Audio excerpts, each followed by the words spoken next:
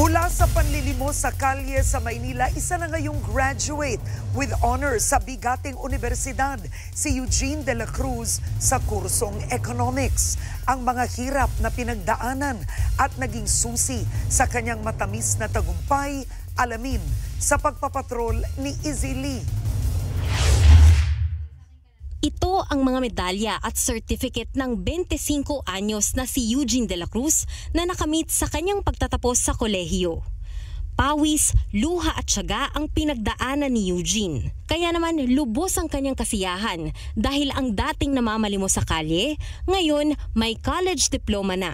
Kwento ni Eugene, 5 taong gulang lang siya nang maghiwalay ang kanyang mga magulang at napunta siya sa pangangalaga ng kanyang ama sa Tondo, Maynila. Pero noong siya'y 12 anyos, pinalaya siya sa kanilang tahanan. Ayaw po kasi ng tatay ko na magkaroon po ng parang panganay na bading at the time. Tinapon lang po lahat ng damit ko po sa labas ng sari-sari store. Opo, umuulan pa po nun, tapos pinulot ko lang po siya. Hiyang-hiya po ako. 3 taong namuhay at namalimos si Eugene sa lansangan ng Maynila. Kapag meron po akong more than 20, minsan po bumibili po ako ng kanin. Tapos parang pinapasabawan ko na lang po sa mga parisan. Pag piso po, ginagawa ko, bumibili lang po ako ng pandesal. Tapos hinahati ko lang po siya to 3 minsan. Tapos tinitipid ko lang po. Minsang naisipan na rin niyang sumuko. Madalas ko po na-feel inggit. Kasi kapag kunwari nakikita ko po yung iba na may magulang, there were a lot of moments na sabi ko, parang I just cry myself to sleep and just say to God na parang, Lord, kung hindi niyo man po ako gisingin bukas, hindi po ako parang magrereklamo. Hanggang sa isang araw, nakita siya ng isang kamag-anak at inalok na maging tagapag-alaga ng kanyang kapatid sa ama sa Leyte. Pinagalitan po yung tatay ko. Yung tatay ko po na he was left with no choice kaya kinuha niya po ako sa Leyte. Kung ang pagiging yaya sa kapatid ko, ang kapalit naman nun ay magkakaroon ng kunwari higaan, makakain, matutulugan, matitirhan. Sabi ko, who am I to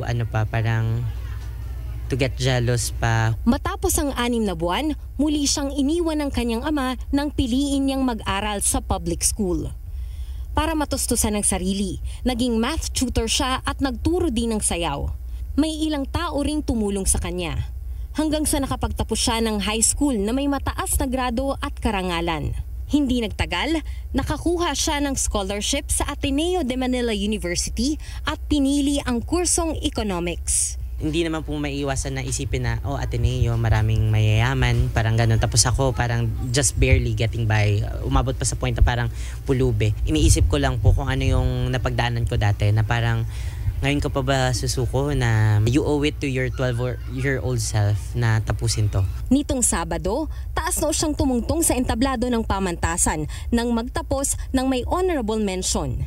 Para kay Eugene, ang mga lansangang minsang nagsilbi niyang tahanan ang humubog sa kanya para maging matibay, madiskarte at palaban sa buhay.